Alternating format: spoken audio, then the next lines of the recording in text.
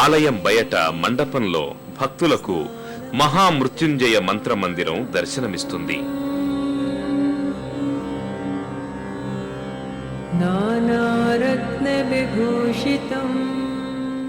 ప్రశాంతమైన వాతావరణంలో అలరారుతోన్న ఈ దివ్య మందిరంలో వందలాది మంది భక్తులు, పిల్లలు మహామృత్యుంజయ మంత్రాన్ని జపిస్తూ లిఖిస్తూ ఉంటారు.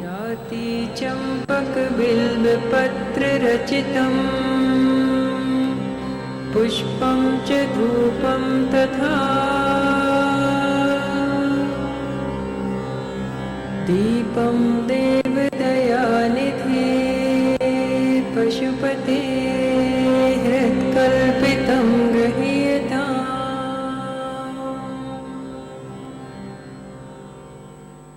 ఇక్కడ శివుని జ్యోతిర్లింగాన్ని చంద్రుడు స్వయంగా ప్రతిష్ఠించడం వెనుక ఓ పురాణ గాథ ఒకటి ప్రచారంలో ఉంది. చంద్రుడు దక్షుడు 27 మంది కన్యలను వివాహమాడినా వారిలో రోహిణి అనే కన్య అతనికి ప్రీతిపాత్రమైందట. ఆమెపై కల మోహ వ్యామోహంలో మిగిలిన 26 మంది భార్యలను నిర్లక్ష్యం చేసినందువల్ల వారు అవమానంగా భావించి తమ తండ్రితో మొరపెట్టుకున్నారట. దక్షుడు అందుకు బాధపడి చంద్రుడికి 2 సార్లు నచ్చచెప్పి చూశాడట. ఫలితం లేకపోయింది. దానితో అతడు చంద్రుణ్ణి క్షయం కమ్మనమని శపించాడు. దేవతలు చంద్రుని బాధ గ్రహించి బ్రహ్మ వద్దకు వెళ్లి శాప నివారణాపాయం ఏమిటని అడిగారట. ప్రభాస పట్టణంలో మహామృత్యుంజయం నుంచి వృషభధ్వజ శంకర ఉపాసన చేయడం ఒక్కటేనని సూచించారట. చంద్రుడు 6 నెలల పాటు శివపూజ చేసి శంకరుణ్ణి ప్రసన్నం చేసుకున్నారు. శంకరుడు మొదటి పక్షంలో చంద్రుడికి ఒక్కొక్క కళగా తగ్గుతూ వస్తుందని, రెండవ పక్షంలో ప్రతిరోజు పెరుగుతూ ఉంటుందని వరం ఇచ్చాడట.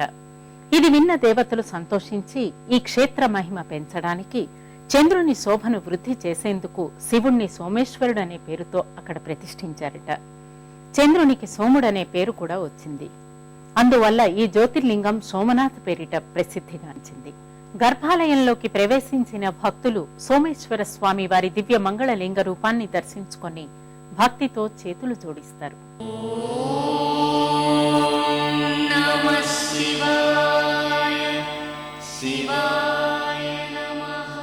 గర్భాలయ ప్రాంగణమంతా భక్తులతో రద్దీగా ఉండి కైలాసాన్ని తలపిస్తుంది.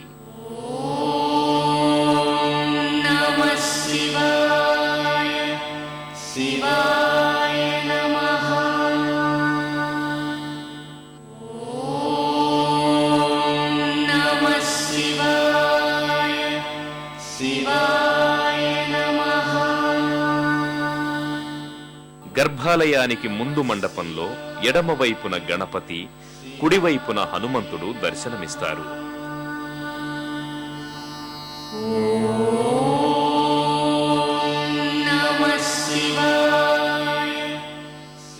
స్వామి గర్భాలయానికి ముందు కుడివైపున హరసిద్ధిమాత, అంబాజీమాతలు దర్శనమిస్తారు.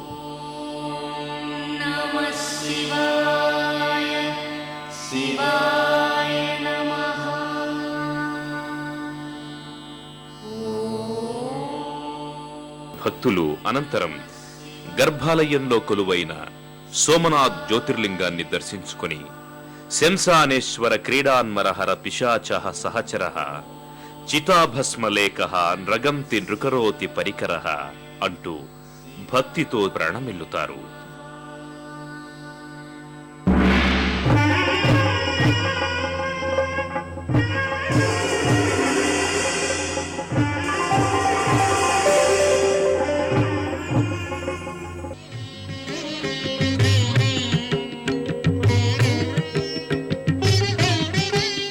सौराष्ट्रदेशे विशदेति रम्ये ज्योतिर्मयं चन्द्रकलावतंसं भक्तिप्रदानाय कृपावतीर्णं तं सोमनाथं शरणं प्रपद्ये तं सोमनाथं शरणं